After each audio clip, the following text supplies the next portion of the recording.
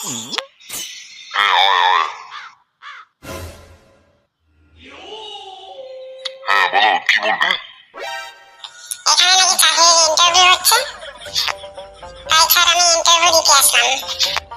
ও আচ্ছা আচ্ছা, তাহলে বাবা তোমার নাম কি? আমার নাম কেল্টো। আচ্ছা, তাহলে তুমি কোথা থেকে আসছো? আমি স্যার পশ্চিমবঙ্গ থেকে আসছি। ওহো, তাহলে তুমি ওই মাননীয় মুখ্যমন্ত্রীর স্টুডেন্ট? হ্যাঁ স্যার হ্যাঁ। তাহলে তুমি এখানে কিসের জন্য আসছো? তোমরা শোনো নাই তোমাদের মাননীয় মুখ্যমন্ত্রী কি বলেছেন? তাহলে স্যার কি বলেছে? দেখ তাহলে কি বলেছে। 1000 টাকা জোগাড় করে একটা কেটলি কিনুন আর কয়েকটা মাটির ভাঁড় নিন, সাথে কিছু বিস্কুট নিন। আস্তে আস্তে বাড়বে।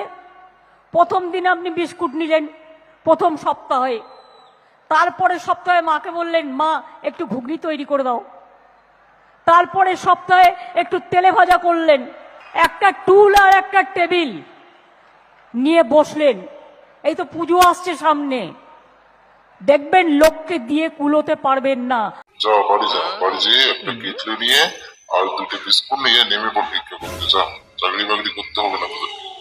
হ্যালো বন্ধুরা, তোমরা যদি এরকম ভিডিও দেখতে চাও তাহলে চ্যানেলটা সাবস্ক্রাইব করে রাখবেন, নেক্সট ভিডিওর জন্য অপেক্ষা করবেন।